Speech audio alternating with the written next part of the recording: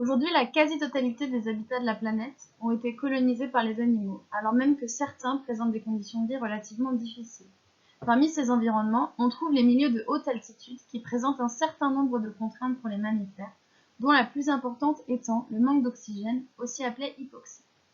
Un des mécanismes impliqués dans la réponse à l'hypoxie est la stabilisation de IF1.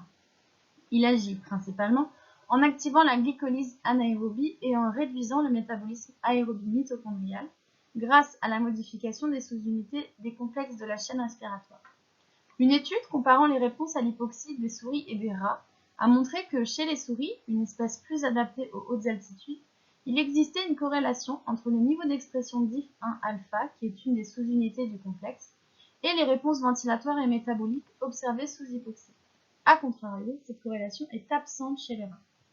Le but de cette étude est de comparer les réponses induites par l'hypoxie et celles induites par l'hypoxie via le complexe IF1, dans le but de comprendre les interactions qui peuvent exister et déterminer s'il y a un ou plusieurs autres mécanismes impliqués dans les réponses à l'hypoxie. Pour répondre à ces questions, nous avons utilisé des rats mâles adultes SD que nous avons divisés en 4 groupes exposés pendant 6 heures, en normoxie pour le premier groupe, en hypoxie pour le second, en normoxie avec injection IP de déferoxamine qui est un stabilisateur de IF1 pour le troisième groupe, et en hypoxie avec injection IP de 2-méthoxyestradiol qui lui est un inhibiteur de IF1 pour le dernier groupe. Pour les mesures ventilatoires et métaboliques, les animaux ont été placés dans une chambre de plethysmographie à corps entier. Les données obtenues ont été analysées pour déterminer la fréquence respiratoire, la ventilation minute, la consommation d'oxygène et la production de CO2. Le foie et le cortex de chaque individu ont été prélevés pour mesurer l'activité des complexes de la chaîne respiratoire en utilisant un oxygraphe.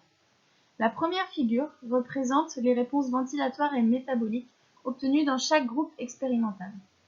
La seconde figure représente la consommation d'oxygène par les complexes de la chaîne respiratoire dans chaque tissu et pour chaque groupe expérimental. Ce qu'on observe, c'est que la fréquence respiratoire et la ventilation minute sont plus élevées en hypoxie qu'en normoxie, à l'inverse de la consommation d'oxygène et de la production de CO2 qui, eux, diminuent en hypoxie. L'activité du complexe 4 de la chaîne respiratoire est également plus élevée en hypoxie. La stabilisation de IF1 par la déferoxamine n'induit aucune des réponses observées précédemment. Enfin, l'inhibition de IF1 par la 2-ME atténue les réponses ventilatoires, tandis qu'elle bloque complètement l'augmentation de l'activité du complexe 4 observée en hypoxie. IF1 serait donc totalement responsable des réponses du complexe 4 observées en hypoxie, mais ne serait que partiellement impliqué dans la réponse ventilatoire.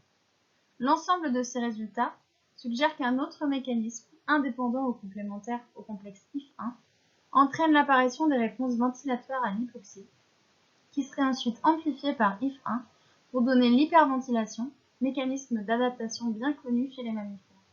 Merci.